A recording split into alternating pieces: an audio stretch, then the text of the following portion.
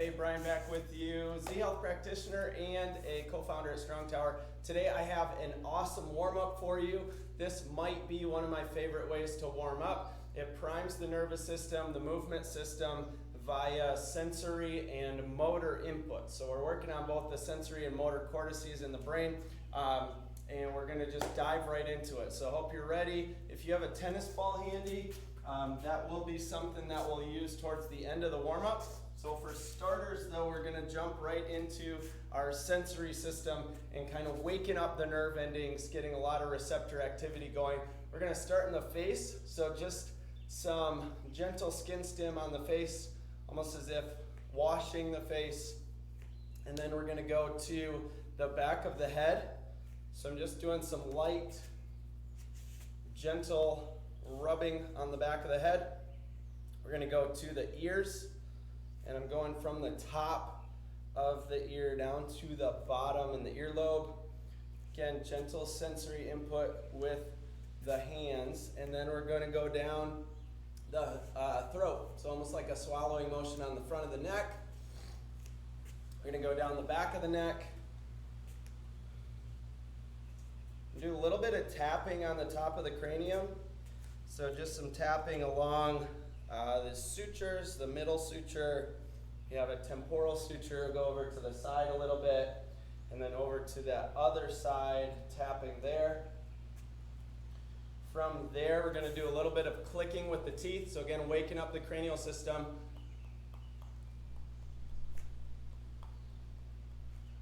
Good. I want you to add in some blinking. So we're going to teeth click and blink. If you need to do one or the other, that's fine. If you can walk and chew gum, so to speak, at the same time, awesome. Blinking, teeth clicking. Woo! All right. And so that is a good kind of facial cranial system warm up, waking things up, and then we're going to go into the arm. So I want you to just sweep down the arm. You could go up or down. There's some benefit in, yes, sweeping up the arm from a lymphatic standpoint. A lot of people will teach to bring things up this way from the fingertip up towards the armpit. So you could go either way with that.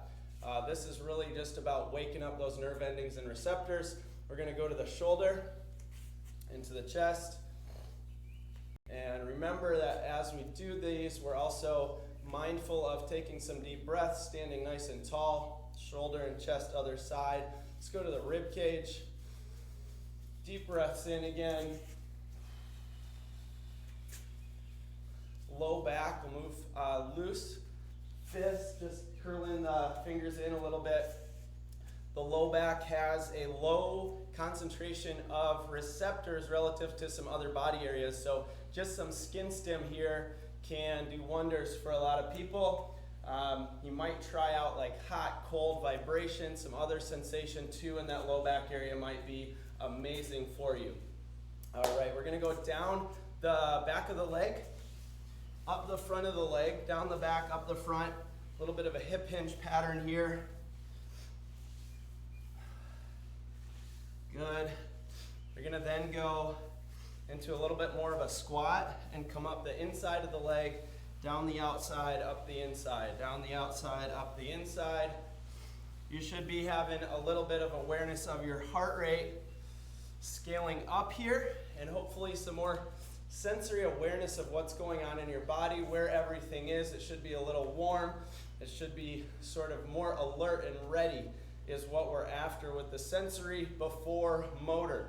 It's a principle basically on neuroscience where our sensory cortex actually gets fuel and activation right before the motor or the movement area. So now we're gonna stomp the foot. Let's do 5 stomps on one foot, just waking up the nerve endings on the bottom of the feet. You may pay attention to how far you can actually feel that vibratory force from the ground come up. Other side. All right, really good. We're gonna work on the visual system a little bit. So if you have a tennis ball handy, you could use that.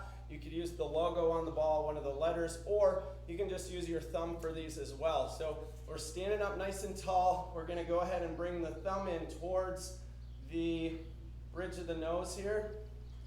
So a push-up for your eyes, or a thumb push-up. Maybe it's a tennis ball push-up if you're using that. implement in and out a few times. Remember to breathe.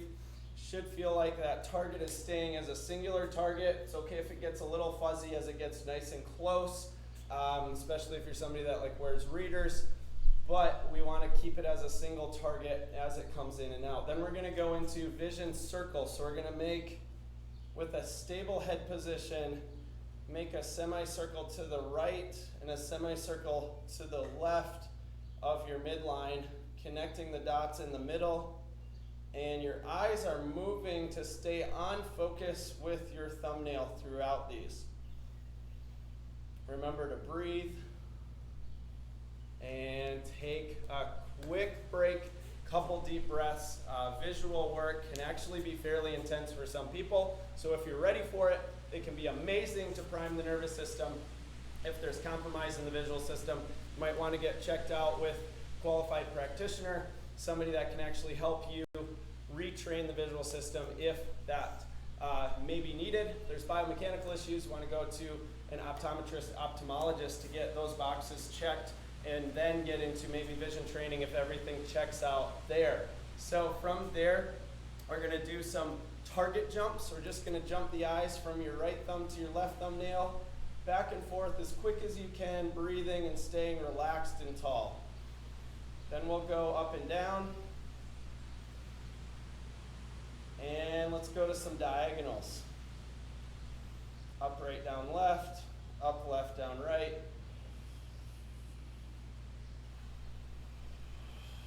Awesome. So we've woken up the sensory system, the visual system.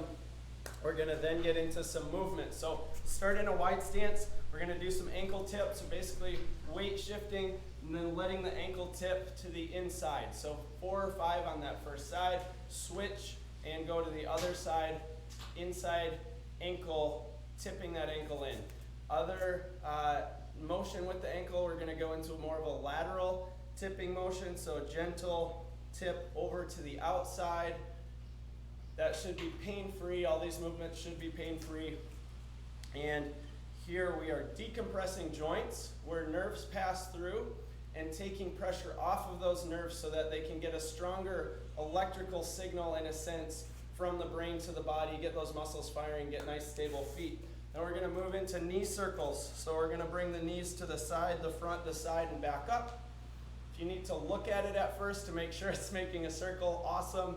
If you then can start to look up and still do knee circles where the right and the left knee are moving through that circle at about the same pace. You might go slower if these feel clunky or chunky. We want to have smooth, controlled movement in the joints. From there, we're going to go ahead and go into a hip circle. So I'm bringing that leg up in front. Knee is staying locked, and I'm circling through this hip. You may hold on for this one. Great idea to hold on so that you can actually really focus your energy on the joint that we're moving, in this case, the hip. Let's go ahead and stay in a little bit of a wider stance for the next one. We're going to go ahead and tuck the pelvis back and forth as if you're tipping that pelvic bowl forward to back. And then let's go into a lateral tilt. So we're going to tip the pelvic bowl side to side, up to the right, up to the left, back and forth. Nice job. From there, we're going to go ahead and move up to the spine a little bit. So I want you to go into thoracic, mid-back, flexions and extensions. Remember to breathe into these. Inhaling on extension, sternum, chest bone comes up and forward. Exhaling as we round the mid-back. And imagine that that sternum is getting pushed down and back. From there, we're going to do some side bends. So with the shoulders, shoulder blade area, and again, chest bone, tipping it right to left. We're focusing on, again, that thoracic spine, getting some nice, healthy movement, blood flow, mobility into those muscles around the spinal cord, and actually creating some positive effect if this is pain-free for the cord itself, to keep it healthy, keep it mobile in all those joints in and around the cord. From there, we're going to go ahead and go into the neck. So I want you to tip with a tall spine, head side to side, and then we'll go rotations. Imagine your chin is on a board or a shelf, and we're going to rotate right to left. Again, breathing, keeping it pain-free. And then from there, we're gonna go into anterior posterior glide. So we're gonna tuck the chin slightly, glide your nose and head forward, pull it back, forward, back, forward, back.